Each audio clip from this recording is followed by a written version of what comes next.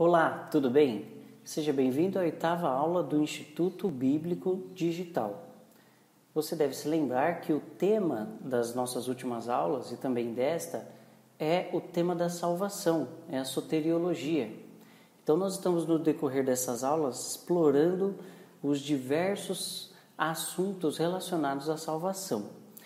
Hoje não será diferente, nós vamos tratar do arrependimento. Bem, você já está vendo aí o título desta aula, então, é o arrependimento e é a 5ª aula sobre salvação.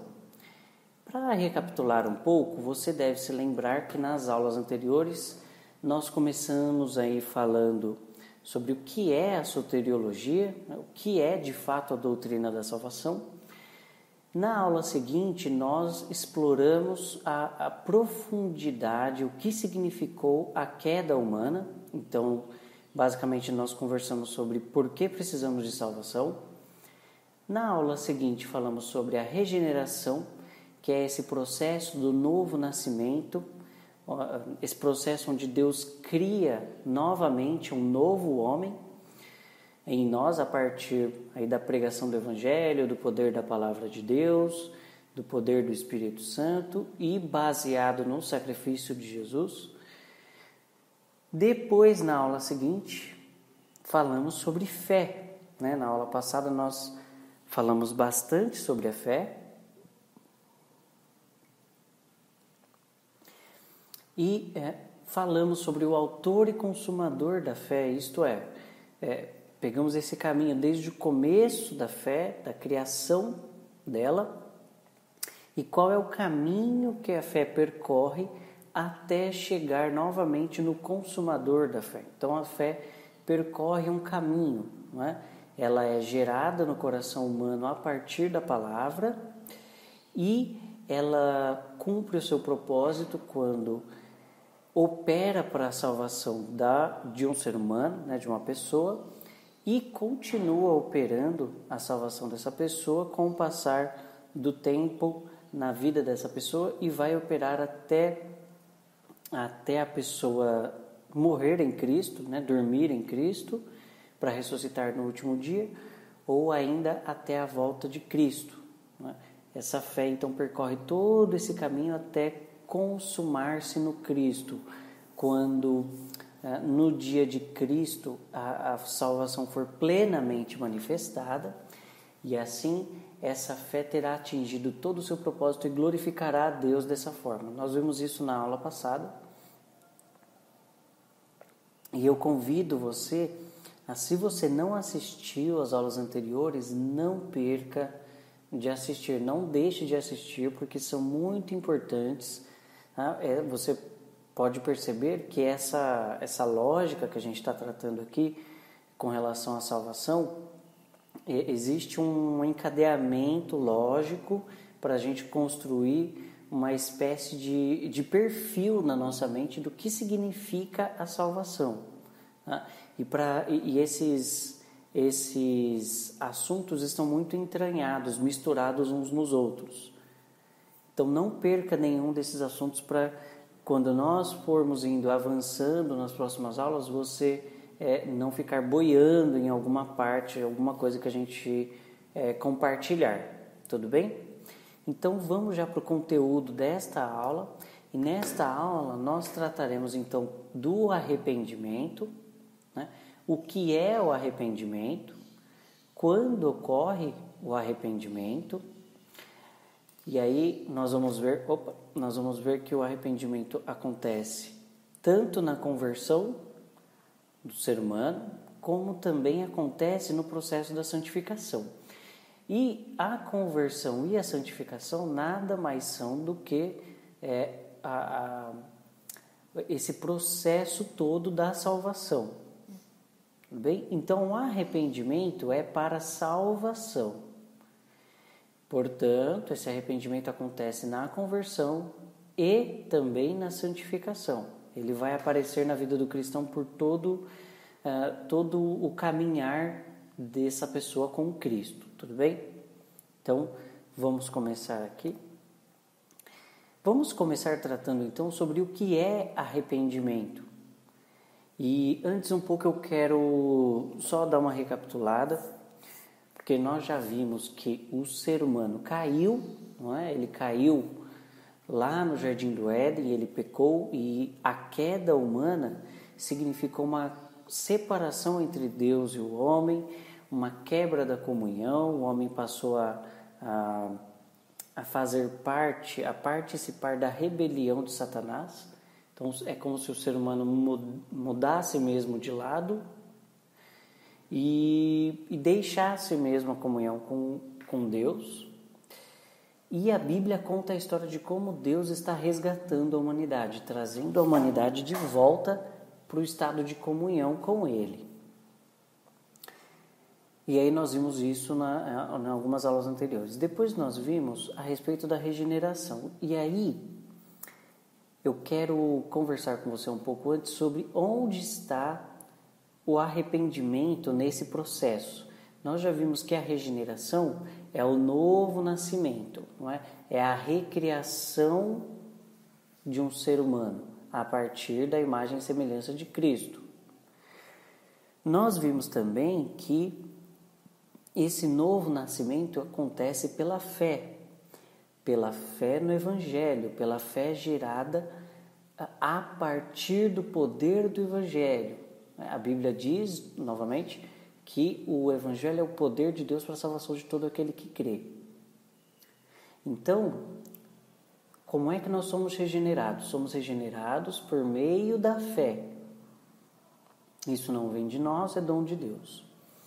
E onde é que o arrependimento entra nisso? O arrependimento, ele está, assim, não tem como a gente estabelecer certinho uma ordem cronológica da conversão, porque isso tudo é um milagre que acontece no mundo espiritual, é a ressurreição do meu espírito, é a criação de um novo homem, mas é a ressurreição do meu espírito.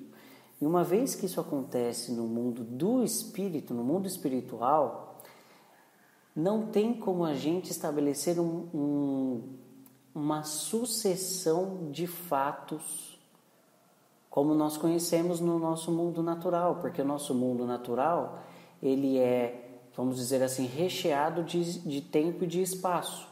Mas o mundo espiritual não é assim. Essa é uma realidade que transcende o tempo, transcende o espaço. Portanto, transcende também essa noção de causalidade, que nós estamos tão acostumados, que nós aprendemos a pensar dessa forma, não é? Uma coisa X causa uma coisa Y, e toda ação gera uma reação, e é uma coisa sempre... o efeito, depois a causa, e essa causa acaba sendo um efeito de uma outra, aliás, é uma causa, né? Primeiro é uma causa e depois é o efeito dessa causa. Esse efeito acaba sendo uma causa de um novo efeito, tudo bem? E assim vai sendo uma sucessão lógica, encadeadas pelo tempo, tudo bem? É a causalidade. No mundo espiritual, que é onde acontece a conversão, não fica tão claro o que vem primeiro e o que vem depois, né? Se primeiro, como é que é isso, né? O arrependimento aparece antes da ressurreição do Espírito, acontece junto, acontece depois. É um pouco difícil, nebuloso de enxergarmos isso. E talvez seja até possível, numa futura conversa, né, numa futura aula, futuros bate-papos, a gente conversar um pouco sobre isso. Mas então a gente não vai se aprofundar agora. O importante é que tudo faz parte do processo da conversão, e a conversão é justamente o início de toda essa história da salvação de um ser humano. Tá? Então, uma vez que nós entendemos que o arrependimento acontece nesse contexto da conversão, vamos ver o que de fato é o arrependimento. E para isso, eu quero que você abra sua Bíblia aí em 2 Coríntios, no capítulo 7. Vamos lá, 2 Coríntios, capítulo 7, versículos 9 e 10.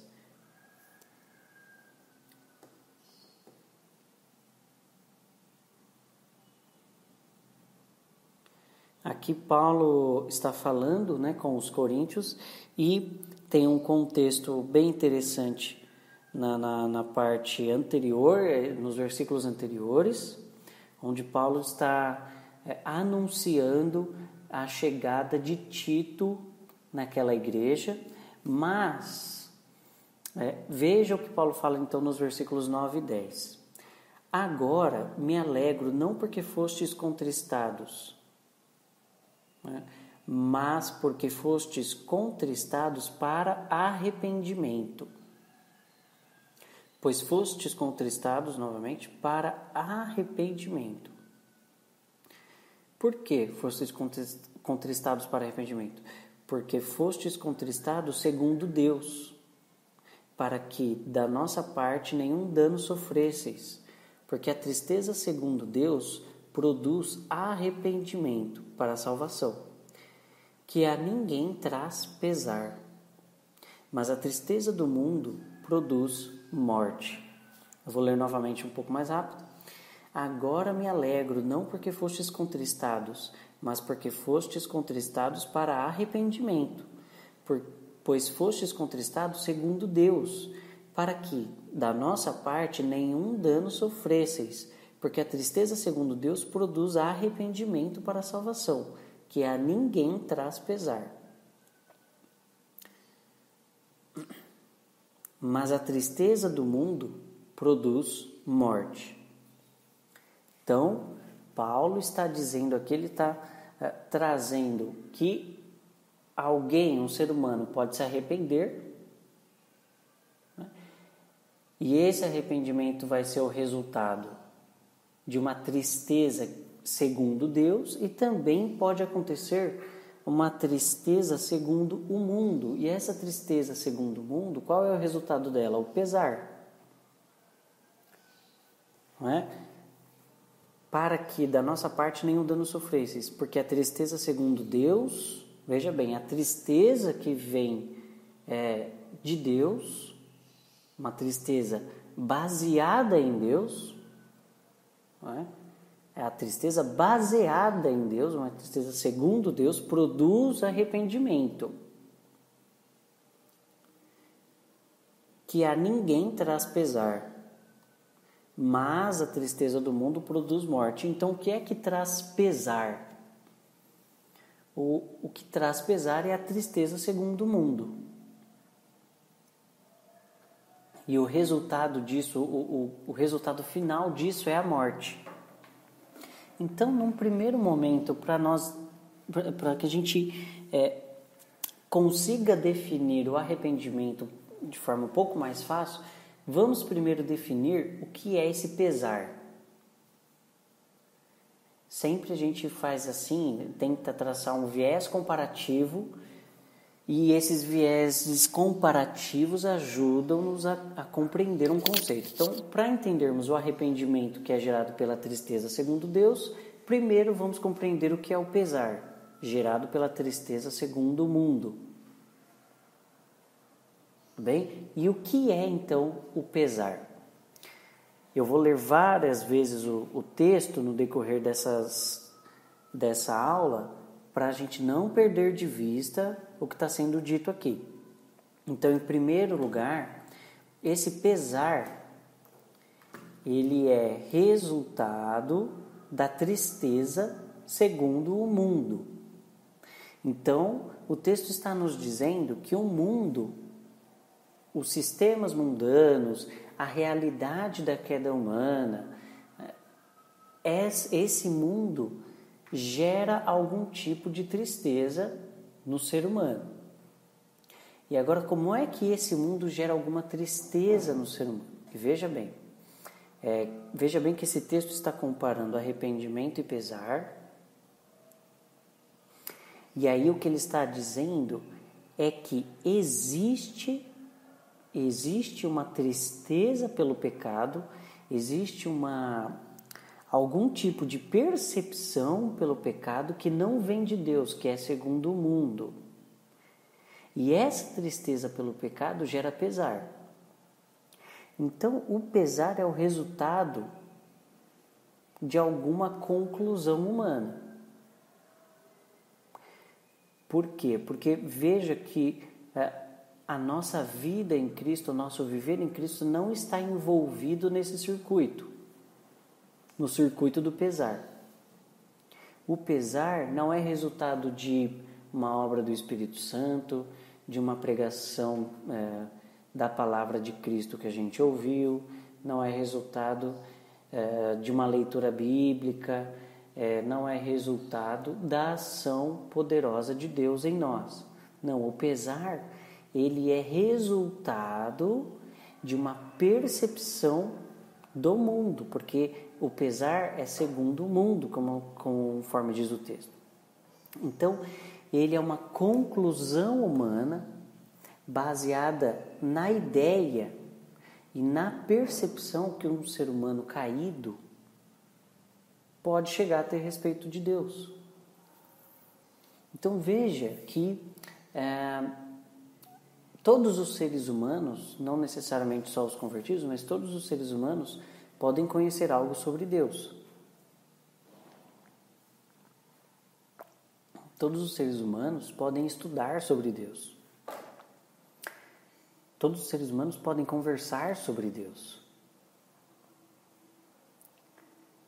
Mas se não há pregação do Evangelho e uma ação do Espírito Santo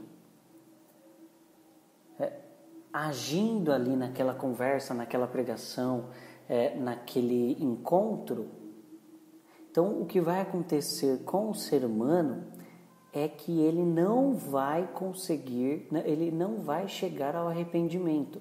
O máximo que esse ser humano pode chegar ele vai ter algum conhecimento de que existe algum Deus e ele vai perceber que ele também pode chegar a perceber a sua natureza pecaminosa. Mas ainda assim, isso não geraria nele arrependimento. Por quê? Porque essa percepção, essa tristeza que ele está sentindo, que é o que nós chamamos de remorso, ela não vem de Deus, ela vem do mundo. Então perceba o seguinte, o mundo sempre terá uma percepção sobre Deus. E essa percepção sobre Deus que o mundo tem, o mundo nos oferece, ela é uma percepção completamente equivocada. Ela começou quando? Começou no Éden. Satanás foi o primeiro a tentar introduzir no mundo uma noção errada de quem é Deus e, portanto, quem somos nós. E esse pecado de Satanás se multiplicou de forma assustadora na humanidade e todos os sistemas, todo o funcionamento das sociedades, toda a aparente sabedoria humana, eles conseguem elaborar muitas coisas, muitas afirmações a respeito de Deus. Bem? E essas percepções podem até gerar um remorso em alguém. Alguém pode até sentir remorso, uma culpa por ter pecado, por ter errado e etc. Mas isso, como é segundo o mundo, não tem condição de gerar arrependimento, porque é segundo a própria sabedoria humana. E a partir da própria sabedoria humana, o ser humano não consegue encontrar Deus. O ser humano não consegue perceber Deus de fato. A sabedoria humana não consegue perceber Deus porque está contaminada pelo pecado desde o Éden. Então veja bem que esse remorso, essa culpa que alguém pode sentir por ter pecado, por perceber que pecou de alguma forma, isso não tem condições de agradar a Deus ou de chegar a um retorno para o relacionamento com Deus, porque isso não passa de conclusões humanas a partir da aparente sabedoria humana. Então, eu pequei e aí eu percebo que eu pequei e eu percebo que isso não vai agradar a Deus e aí eu começo a ficar triste, e isso vai gerando, isso é uma culpa, vai gerando, vai crescendo e isso não gera vida. Por quê? Porque, mais uma vez, está baseada no mundo, nos sistemas mundanos, no sistema de pensamento mundano, está baseado nas mentiras de Satanás, em qualquer outra coisa que não seja o próprio Deus. Por quê? Porque o arrependimento é resultado da tristeza segundo Deus. O pesar, então, é o resultado de uma conclusão humana baseada nessa percepção mundana de Deus. Tá bem? Então, o que é o pesar de fato? O pesar, portanto, é a tristeza do homem encharcado de conclusões humanas por meio das quais nunca conseguirá enxergar a Deus. Então, por meio das nossas conclusões humanas, nunca seremos capazes de ter uma clareza sobre quem Deus é e sobre quem nós somos. E esse pesar, essa tristeza, esse remorso, a culpa, isso só tem o poder de gerar em nós a morte. Porque, como está escrito aqui, porque não há vida fora da consciência da suficiência do Cristo. Então, qualquer coisa que possa basear a nossa culpa nunca vai ser suficiente para gerar em nós fé, para que nunca vai gerar um ambiente propício ao Espírito Santo para que ele realize em nós uma obra de transformação. Está dando para entender isso? Que o pesar, essa culpa nunca vai conseguir chegar em Deus?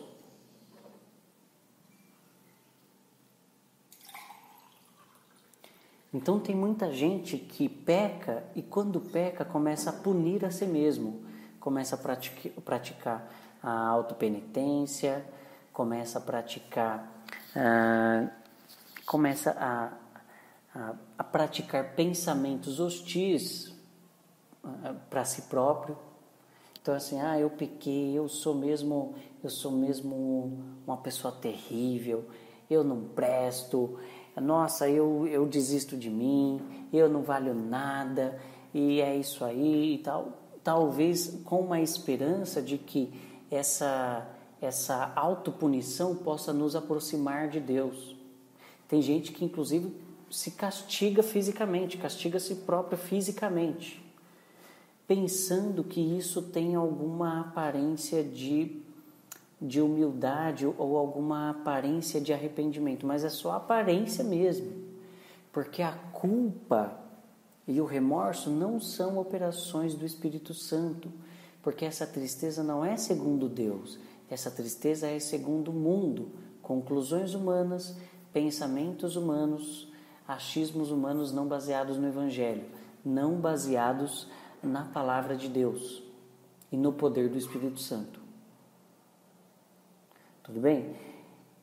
Você está acompanhando até aqui? Se você não tiver, se você por um acaso não compreender isso, bom, primeiro você pode, claro, deixar nos comentários aí da aula, mas você também pode voltar um pouco para rever esse trecho do que eu estou explicando, tá? Leia o que está escrito aqui nos slides e isso eu espero que vai se tornando também mais claro no decorrer da aula, essa comparação entre o pesar e o arrependimento. Então, agora que nós já vimos um pouco do pesar,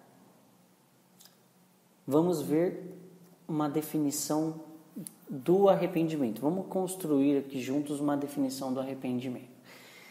Então, o pesar é uma tristeza segundo os rudimentos do mundo, conclusões humanas e, portanto, não podem chegar a Deus. Não podem gerar vida.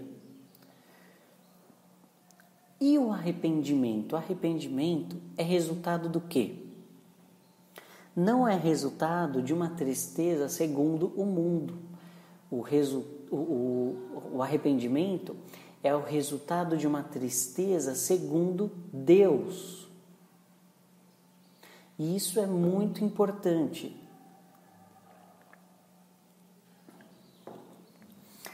Veja bem, o texto diz, vou ler novamente, versículo 10, porque a tristeza segundo Deus produz arrependimento para a salvação. A tristeza segundo Deus é uma tristeza segundo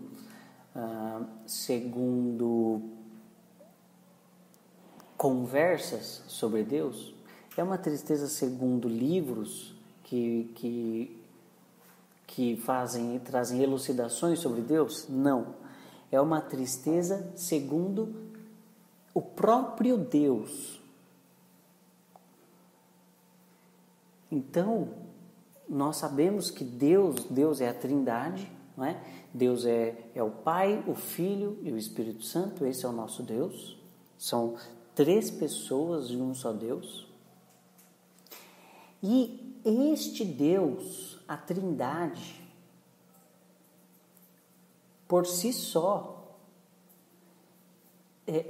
o fato de Deus ser quem é, Deus ser santo, perfeito, eterno, imutável, onisciente, onipresente, onipotente, o fato de Deus ser quem é capaz de gerar tristeza no homem.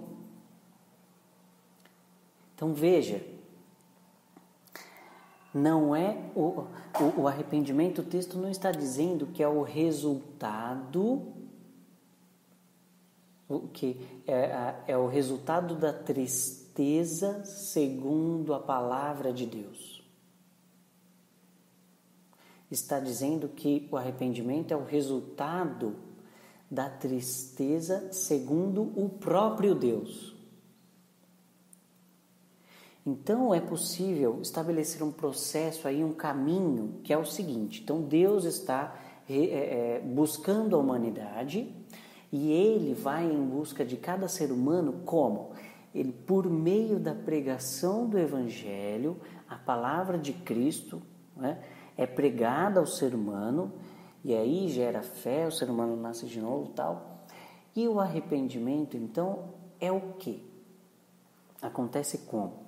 Então, quando o ser humano ouve o Evangelho e crê no Evangelho, a fé é gerada nele, perceba que agora o homem, ele então se reencontra com Deus. Ele tem, por causa do poder do Evangelho, ele é colocado novamente diante de Deus. Deus que estava... de certa forma nós estávamos cegos para Deus, não conseguíamos enxergar Deus, porque a queda nos jogou numa maldição. Nosso espírito que se relacionava com Deus, ele não está mais vivo, então nós só temos alma e corpo, né? Como não somos mais espírito, nosso espírito está morto, nós não conseguimos chegar até Deus, mas o poder do Evangelho pode gerar em nós fé. Pode gerar em nós, portanto, novo nascimento. E isso nos coloca diante de Deus, diante do próprio Deus. E agora sim nós podemos chegar nesse texto aqui. Porque quando nós estamos diante de Deus, o próprio Deus, essa percepção nossa de Deus gera em nós tristeza. É uma tristeza segundo Deus. Não segundo o que Deus faz, segundo o que Deus disse. Tudo bem? Por quê? Porque o que Deus disse gera em nós fé. Né? O poder do Evangelho gera em nós a fé. E o arrependimento é o resultado de quem Deus é.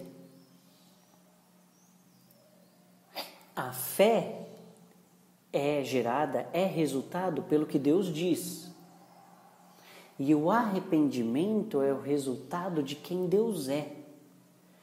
Então, a fé gera em nós, a palavra do Cristo gera em nós a fé e nos coloca diante do Altíssimo. Quando estamos diante do Altíssimo, a percepção do Altíssimo gera em nós essa tristeza. Mas não é uma tristeza ruim, é uma tristeza que é resultado, é uma consciência que é resultado dessa percepção de quem Deus é e, a partir disso, uma percepção de quem nós somos. Então, o arrependimento é o resultado de uma convicção espiritual gerada pelo poder do Evangelho, por isso é segundo Deus. E é a consciência de quem Deus é e de quem nós somos, a consciência da santidade de Deus e do nosso pecado. Então veja bem, naquela aula sobre a queda nós dissemos o seguinte: quando o homem caiu, ele perdeu-se de Deus. Quando o ser humano pecou, ele perdeu-se de Deus, não sabe mais quem Deus é, não conhece mais a Deus. Tanto é que quando Deus passa pelo jardim na viração do dia, o homem sente medo de Deus, então não conhece mais. Ele tem medo de se expor a esse Deus que ele não conhece. Por não conhecer mais a Deus, ele perde a referência também de si mesmo, porque ele foi criado à imagem e semelhança de Deus. Se ele não está mais vendo a fonte de sua imagem, de sua semelhança, se ele não está mais vendo a fonte de quem ele é, ele já não consegue mais discernir direito quem ele é. Então a humanidade perdeu-se de Deus e perdeu-se de si. Quando o Evangelho é pregado para nós e gera em nós a fé, isso nos coloca diante de Deus novamente. Quando somos colocados diante de Deus novamente, é como se esse retorno para a comunhão com Deus, e o que acontece nesse fato, não é? Acontece tudo junto, vamos dizer assim, acontece tudo junto, misturado, não é? Mas somos colocados diante de Deus novamente, então ficamos de cara novamente com a fonte primária e final de quem Deus é e de quem nós somos. É uma redescoberta, é uma nova consciência, é uma transformação, é uma metanoia. A metanoia é justamente o arrependimento no original, né? No grego, no caso.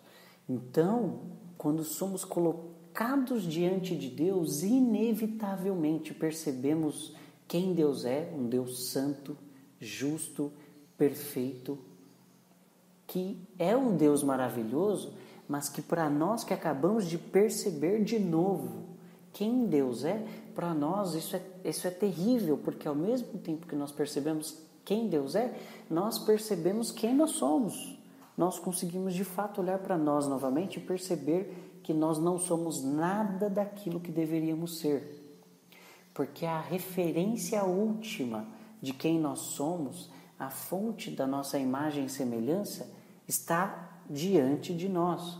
Por isso é uma tristeza segundo Deus, segundo o próprio Deus. Essa tristeza vem dessa percepção, dessa consciência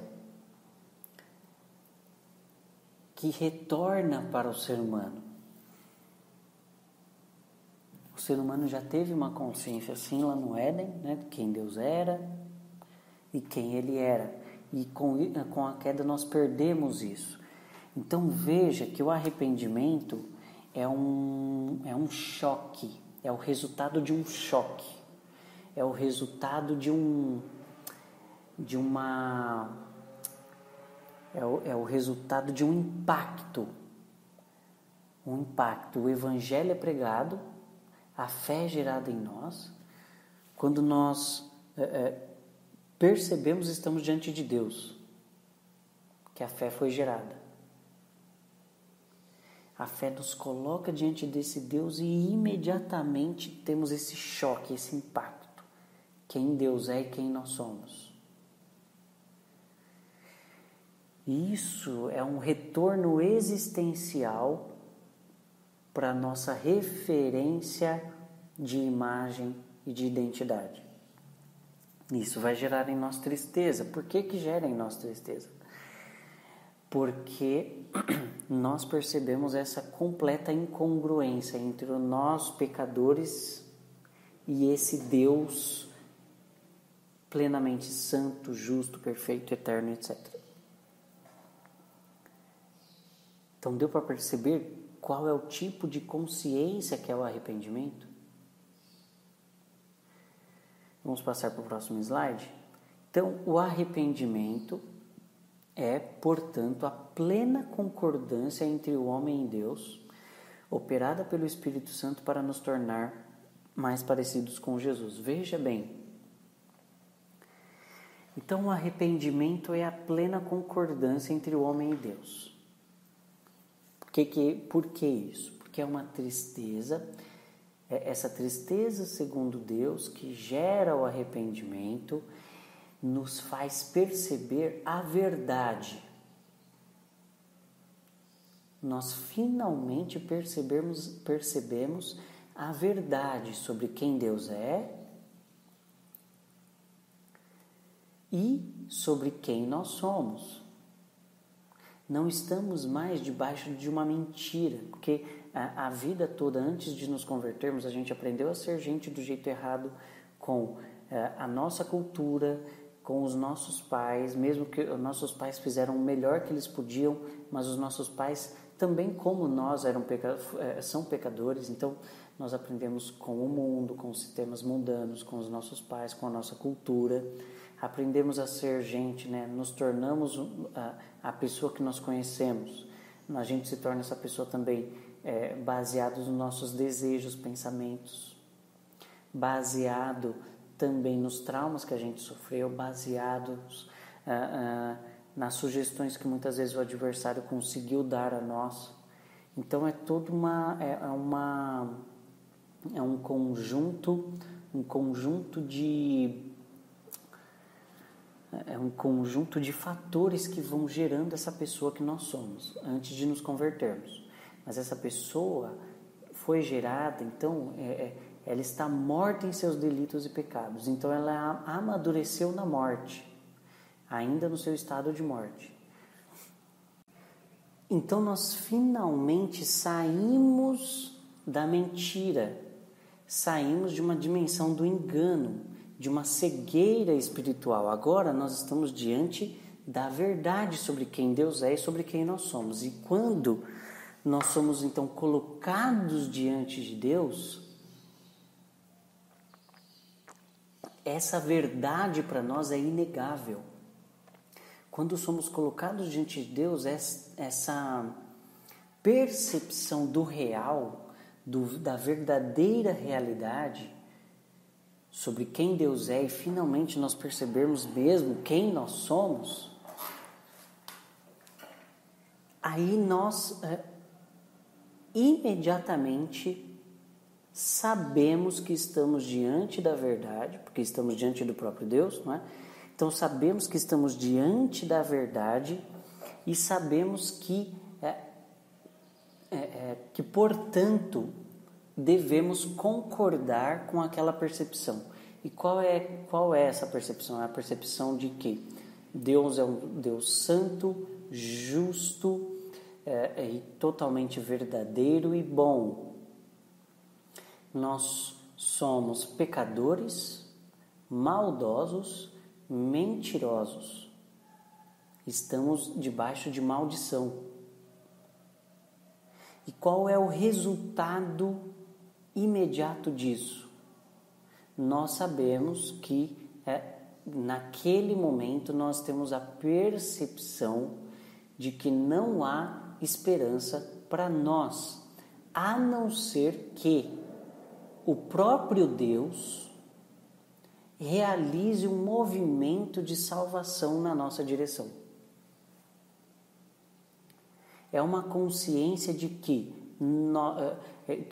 falando assim mais de mim para a gente entender, assim, não, falando de um eu, não é?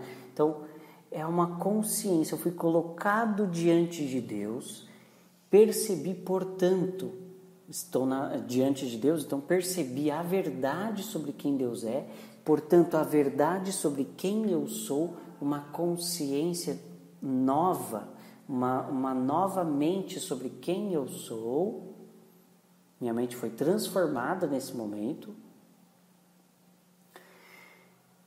E, portanto, enxerguei a verdade sobre mim. Que verdade? Que se não for o próprio Deus agindo em meu favor, eu estou perdido. Estou perdido porque sou pecador, sou mau, mentiroso, estou debaixo da maldição da queda. Portanto, não tenho nem direito de reivindicar qualquer coisa diante de Deus, reivindicar misericórdia, salvação, aceitação no relacionamento, não importa. Não tenho direito de reivindicar nada, porque Deus é santo, justo, bom, verdadeiro, fiel, maravilhoso e tal. E eu sou todo pecado. Então eu percebo primeiro que eu não posso reivindicar nada, não tenho nenhum direito. E percebo também, tudo isso vem de uma... não vem aos pouquinhos, tudo isso é um choque, é um impacto. Por isso é uma tristeza segundo Deus. Perceba tudo o que acontece em nós quando nós estamos nos arrependendo. E aí então eu percebo que Deus, que é santo, justo e bom, Deus não me deve nada. Deus tem todo o direito de me condenar se quiser. E se Deus me condenar, Ele não estará errado. Porque eu percebi agora que eu mereço a condenação. Eu fui colocado diante de Deus.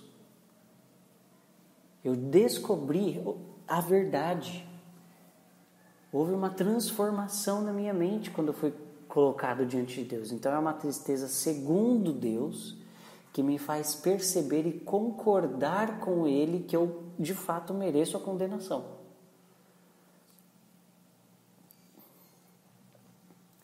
Uma vez que então eu tenho essa consciência gera em mim vida. Então, vamos ler aqui o restante da definição. O arrependimento gera vida, porque é a operação do Espírito Santo em nós, fazendo morrer o velho homem para que o novo homem, a nova criatura, se desenvolva. Quando, então, eu concordo com a verdade de Deus, eu concordo com Deus que eu não tenho nenhum direito, que sou pecador, que Deus é justo e santo, portanto, eu percebo a condenação recair sobre mim. É algo que eu passo a perceber. A condenação vai cair sobre mim. E isso gera vida. Por que gera vida? Porque o Evangelho é justamente isso. É nos desarmar de qualquer noção de capacidade própria, nos desarmar de qualquer percepção de auto-bondade, de auto-verdade, seja lá o que for, que eu acho que eu sou, uma percepção de qualquer bondade que a gente pense que há em nós, quando nós somos colocados diante de Deus, de forma que, quando nós nos esvaziamos de qualquer pensamento de possibilidade de salvação baseado em nós mesmos, nós estamos prontos para confiar no sacrifício do Cristo como único e suficiente para nos levar de volta ao relacionamento com Deus.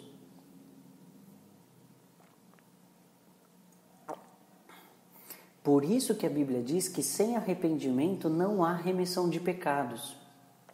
Porque sem arrependimento eu não consigo, eu ainda não percebi, ainda não descolou de mim, Não saiu de mim qualquer percepção, qualquer falsa percepção de que eu possa chegar em Deus por algum mérito. Qualquer percepção de que, de fato, eu mereço a condenação. Todos nós, de fato, merecíamos a condenação.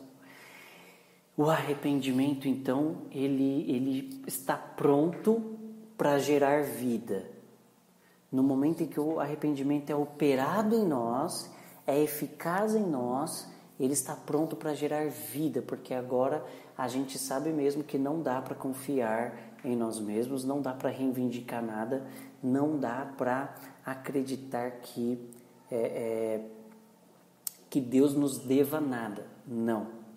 Sabemos que somos seres plenamente condenáveis e agora estamos prontos para confiar completamente no sacrifício do Cordeiro. E isso gerará em nós vida eterna. Despojados completamente de uma autoconfiança e confiados unicamente nos méritos de Jesus Cristo. Por isso o arrependimento, ele não é só importante, ele é vital para a conversão. Então definimos o que é o arrependimento. Perceba a diferença entre arrependimento e pesar, entre arrependimento e culpa, entre arrependimento e remorso. Enquanto o arrependimento é uma plena consciência desta verdade de quem Deus é, quem nós somos e, portanto, da nossa impotência diante de Deus e diante da própria existência.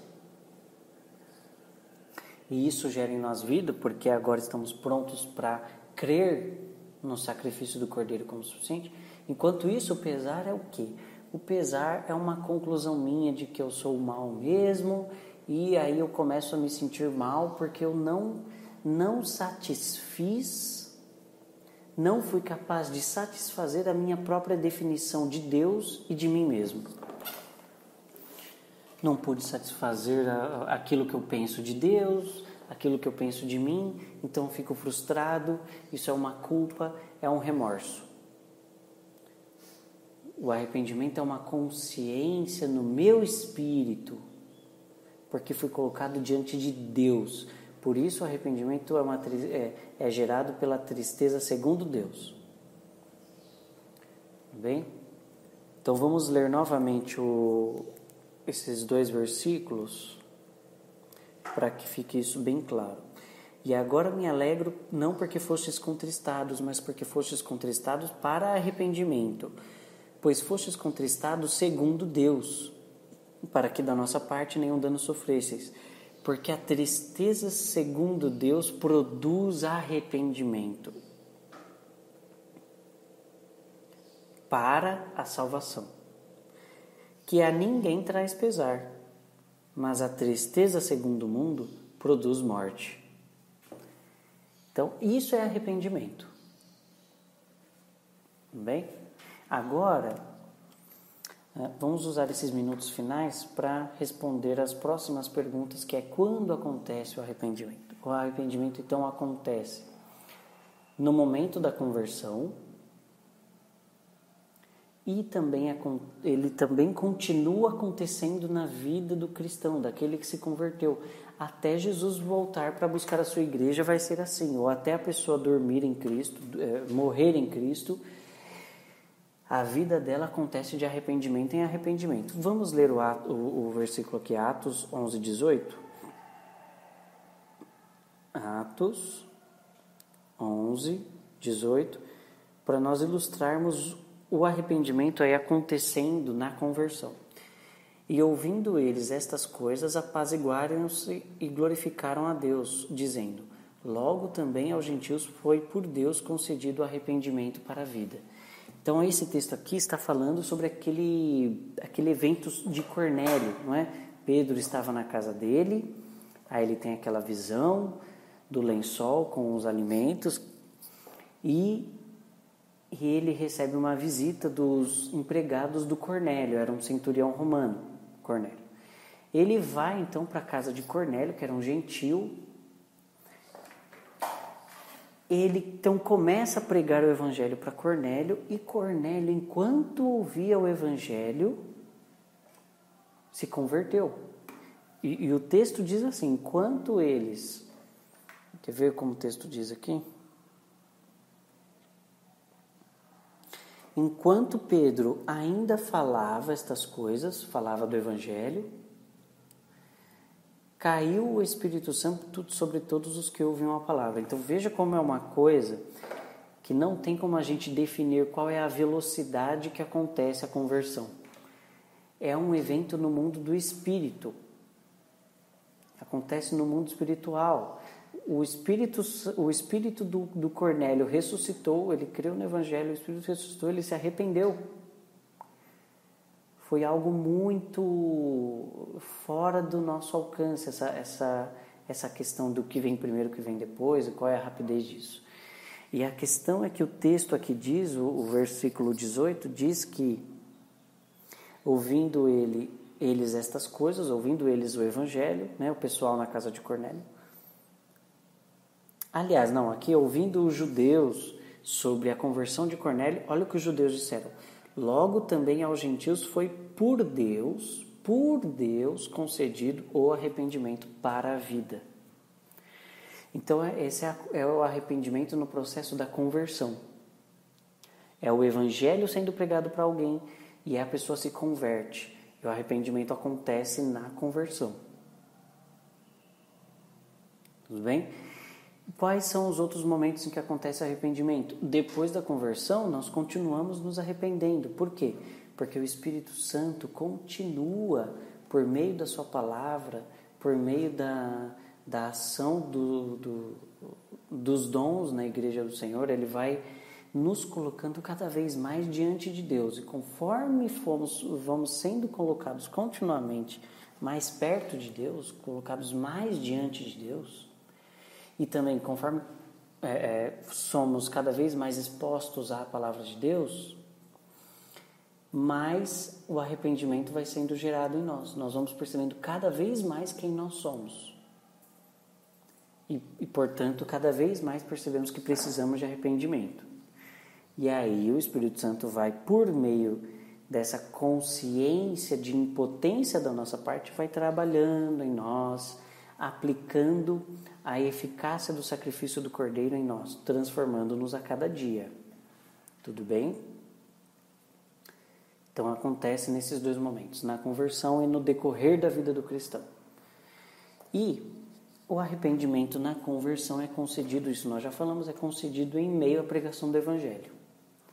Você está pregando o Evangelho para alguém e a fé gerada na pessoa, a pessoa agora diante de Deus vai sentir, é mais do que um sentimento, né? Ele vai começar a ter essa tristeza existencial e crerá no sacrifício do Cordeiro como única saída para a sua salvação. Então acontece em meio à pregação do Evangelho, é um milagre. É um milagre. E também acontece na santificação, né? No processo da santificação. O arrependimento vai acontecendo na vida do cristão. E esse texto de 2 Timóteo é um texto muito importante. Paulo está falando com Timóteo aqui como é que ele tem que proceder com os irmãos na igreja que estão pecando. Os irmãos estão pecando, não é? Todos nós ainda cometemos pecado porque depois que nós ressuscitamos, o nosso espírito, depois que nós nos convertermos, é o nosso espírito que ressuscitou, mas o nosso corpo ainda está contaminado pelo pecado. Então vamos pecar, não é? E Paulo está dizendo para Timóteo como ele tem que proceder com os irmãos que estão pecando na comunidade do Cristo. não é? No grupo ali de irmãos. E aí, a primeira coisa, vamos ler esse texto aí, né? 2 Timóteo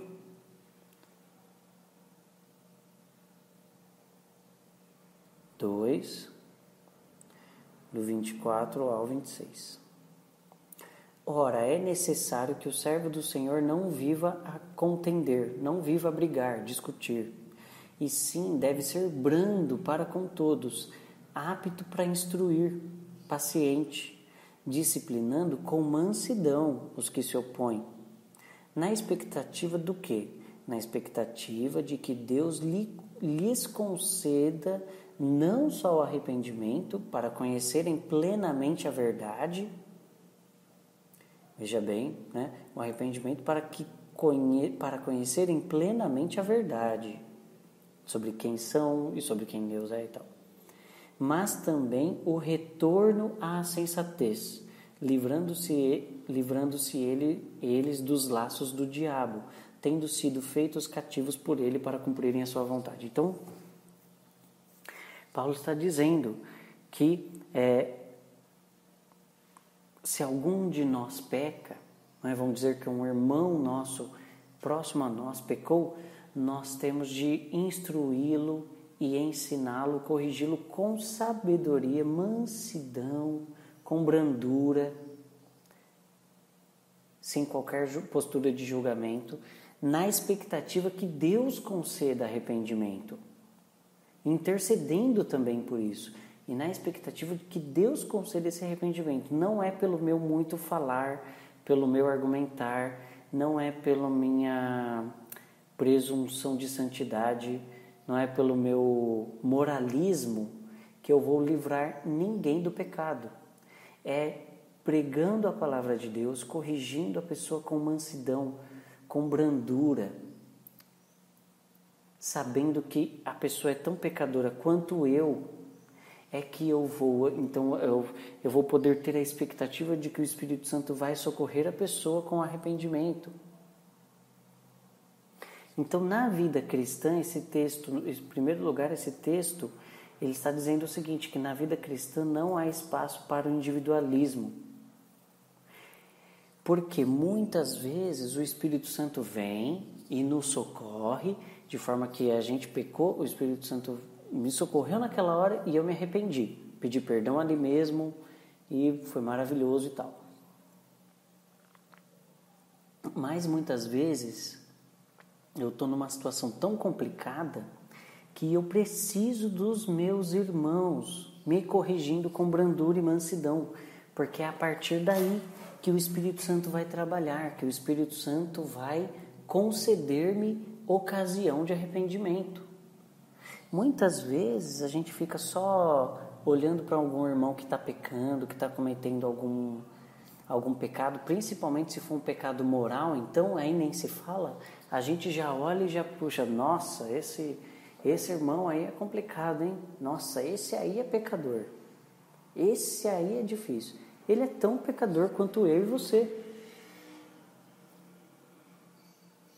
Agora ele está pecando, mas ele é um irmão como eu e você, convertido a Jesus Cristo, e ele precisa do quê? Ele precisa que eu fique julgando ele? Não, ele precisa que eu me dispa dessa postura de fariseu, de religioso e moralista e julgador, para que isso me libere, para interceder por ele e para ajudá-lo, corrigindo, instruindo, ensinando com brandura e mansidão, tendo a expectativa de que Deus vai gerar o arrependimento nele. Não tendo a expectativa de que eu vou convencê-lo a tentar melhorar. Não, ele não vai conseguir melhorar. O cara que está próximo ali de nós, pecando, ele não vai... Um irmão em Cristo, estou falando agora do processo da santificação, então a pessoa já se converteu. O irmão em Cristo que está pecando, ele não vai melhorar, ele não vai ficar cada vez melhor a partir da pregação, a partir da nossa ajuda. Não. A nossa pregação e o nosso ensino é para fornecer ao Espírito Santo um ambiente viável para que Ele conceda àquele irmão nosso o arrependimento. E é por meio do arrependimento que ele vai perceber perceber a verdade de onde ele está, o que está acontecendo com ele, e vai retornar à sensatez. Vai pedir perdão ao Senhor, vai retornar à sensatez. É algo, eu não participo então desse processo do arrependimento julgando e argumentando contra ele, dizendo que ele é isso, que ele é aquilo. Eu participo do processo do arrependimento do meu irmão enquanto eu prego a palavra de Deus para ele, oro por ele, na expectativa de que Deus socorra-o. Por isso, na vida em comunidade, não há espaço para julgamento, somente para intercessão. E na vida em comunidade não há espaço para esse discurso moralista que nós estamos tão acostumados. Né? Ou então aquela questão da fofoca de você nem sabe o que aquele irmão fez, o que aquela pessoa fez, eu vou te contar. Eu sei que ele se converteu, que ele está na igreja e tal, mas quer saber o que ele fez? Ele fez isso e aquilo outro. Mas assim, só estou contando para você orar, viu? Mas você vê como é que é? Não é nada disso. A vida em comunidade é um espaço não para um discurso moralista com aparência de correção. É um espaço para o uso dos dons espirituais em benefício de todos. Então, os dons que o Senhor me deu são para eu socorrer os meus irmãos. E assim o Espírito Santo vai poder gerar arrependimento nesse irmão. Então, a confiança não deve ser no nosso conhecimento, mas no socorro do Espírito Santo. Não é? Está escrito aqui. Ou seja, é o que Paulo está dizendo para Timóteo. Paulo está dizendo assim... Onde é que é? A partir do versículo 24. Ora, é necessário que o servo do Senhor não viva a contender, não fique discutindo, não fique tentando convencer, você está errado, você fez isso, você fez aquilo, olha só como você é, seu pecador. Não adianta. Isso não gera nada de bom no ser humano. É necessário que o servo do Senhor não viva a contender, e sim deve ser brando para com todos, apto para instruir, paciente, disciplinando com mansidão, na expectativa de que Deus lhes conceda o arrependimento.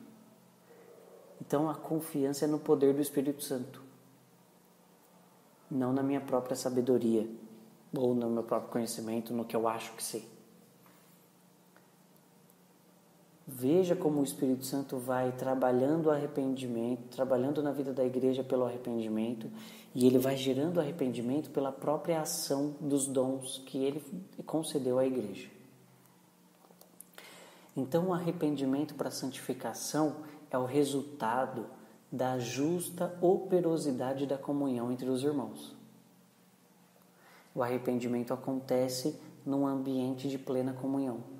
Então, num ambiente onde há raiz de amargura, falta de comunhão, alguém de mal, um de malzinho do outro, onde não há o perdão, é impossível haver arrependimento. Porque o Espírito Santo vai socorrer uns por meio dos outros. Ele socorre os irmãos que estão caídos por meio dos irmãos que estão de pé. Agora, se ninguém está em comunhão um com o outro, se não há comunhão perfeita por meio do Cristo, o Espírito Santo vai trabalhar em quem por meio de quem?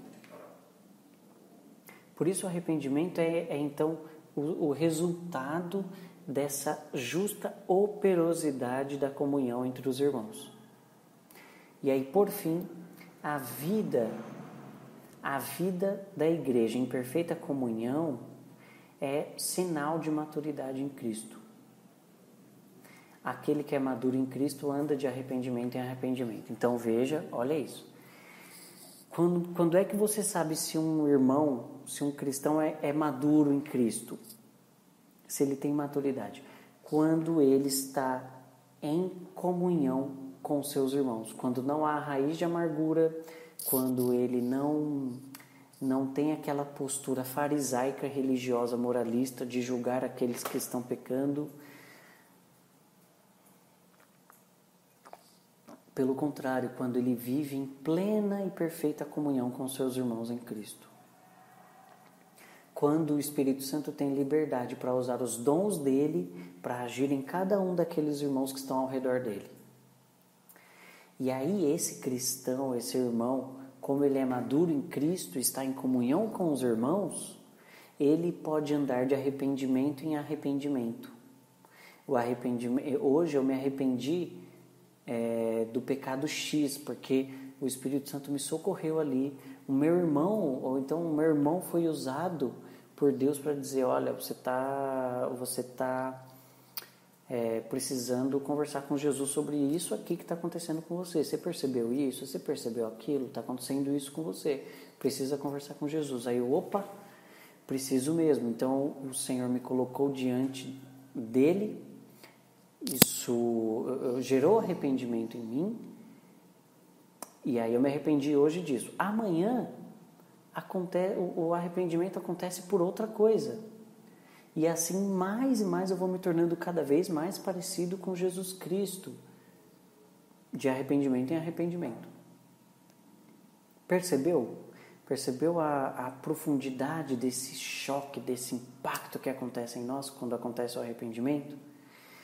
Então é isso que nós queríamos que você entendesse nessa aula, que você compreendesse dessa aula.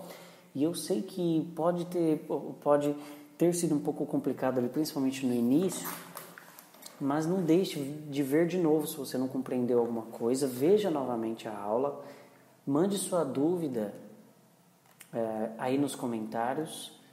Não fique com medo de perguntar, pode perguntar, porque nem sempre é um assunto tão fácil. É um assunto simples, mas nem sempre é tão fácil de compreender.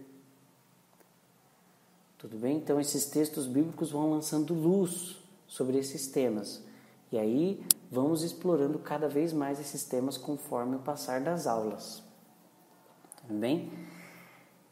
Então, eu fico muito feliz de você ter vindo assistir essa aula. Eu quero te convidar desde já para as próximas aulas e te lembrar novamente.